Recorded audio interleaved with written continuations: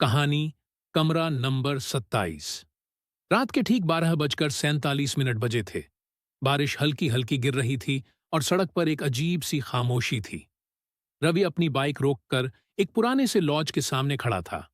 Board पर लिखा था शांति लॉज, लेकिन उस नाम में शांति नाम की कोई चीज नहीं थी।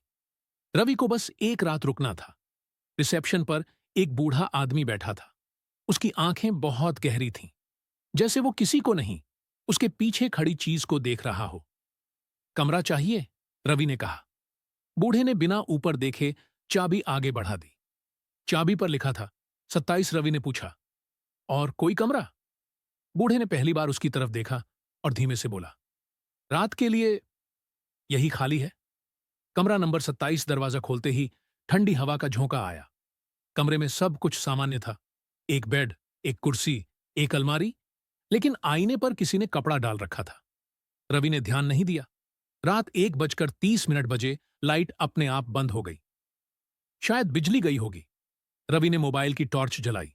तभी उसे किसी के चलने की आवाज आई। कमरे में, जबकि वो अकेला था। आवाज अलमारी की तरफ से आ रही थी। रवि का गला सूख गया। उसने कांपते हाथों से अलमारी खोली। अंदर कुछ नहीं, लेकिन तभी उसके कान के पास एक धीमी आवाज आई, तुम देर से आए हो। रवि पलटा। पीछे कोई नहीं। उसने हिम्मत करके दरवाजा खोला और बाहर भागना चाहा, लेकिन बाहर वही रिसेप्शन था, वही बूढ़ा। बूढ़े ने मुस्कुराकर कहा, अब बाहर जाने का समय नहीं है। घड़ी देखी, 12:47 AM समय वापस आ चुका था। रवि घबरा गया। वो दौड़कर फिर कमरे में गया। अब आईने से कपड़ा हट चुका था। आईने में रवि नहीं था, बल्कि कोई और था।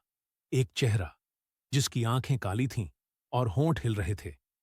अब यह कमरा तुम्हारा नहीं, मेरा है। आईने से एक ठंडा हाथ बाहर निकला। रवि चीख भी नहीं पाया। सुबह हुई। एक नया लड़का लॉज के सामने खड़ा था। रिसेप्शन पर वहीं बूढ़ा बैठा था। लड़के ने पूछा, कमरा मिलेगा? बूढ़े ने चाबी आगे बढ़ाई। चाबी पर लिखा था 27 और दीवार पर लगे आईने में।